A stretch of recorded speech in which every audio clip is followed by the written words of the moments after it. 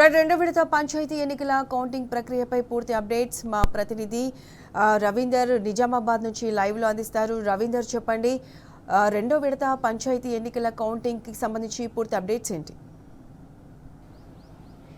Right Pratyusha, మీరు అన్నట్టుగా దాదాపుగా చివరి ఘట్టంకి చేరుకున్నది. ఈ నేపథ్యంలో 12 నుంచి 13 రోజుల పాటు ఉత్కంఠగా సాగినటువంటి రెండవ పోలింగ్ సంబంధించిన ఘట్టం చివరి దశకు చేరుకుంది. దాదాపుగా సర్పంచ్, వార్డు మెంబర్లకు సంబంధించినటువంటి ఉమ్మడి నిజామాబాద్ జిల్లా వ్యాప్తంగా అటు 3 కాన్స్టిట్యూన్సీలకు సంబంధించిన ప్రధానంగా ఒకటి జుక్కల్ కాన్స్టిట్యూన్సీ, అదేవిధంగా ఎల్లారెడ్డి కాన్స్టిట్యూన్సీ, అదేవిధంగా ఇటున్నట్టు నిజామాబాద్ రూరల్ కాన్స్టిట్యూన్సీకి సంబంధించినటువంటి అనేక గ్రామాలు, దాదాపుగా 1624 గ్రామాలు ఉండగా ఈ నేపథ్యంలో 2 విడతలుగా సర్పంచ్ ఎన్నికలు జరిగింది. మొదటి విడతలో అధికార కాంగ్రెస్ పార్టీకి పరాభవం ఎదురైంది.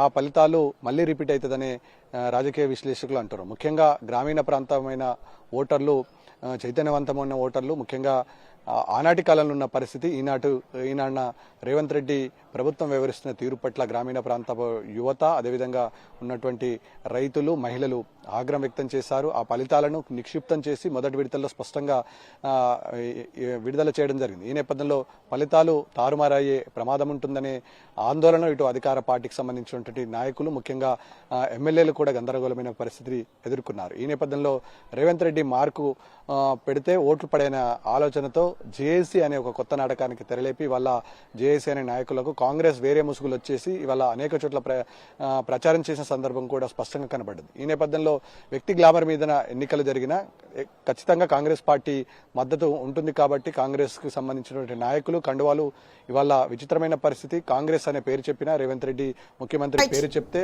ఓట్లు పడవు అనే ఆందోళనతో క్షేత్రస్థాయిలో ఉన్నటువంటి నాయకులు ఆందోళన వ్యక్తం చేశారు.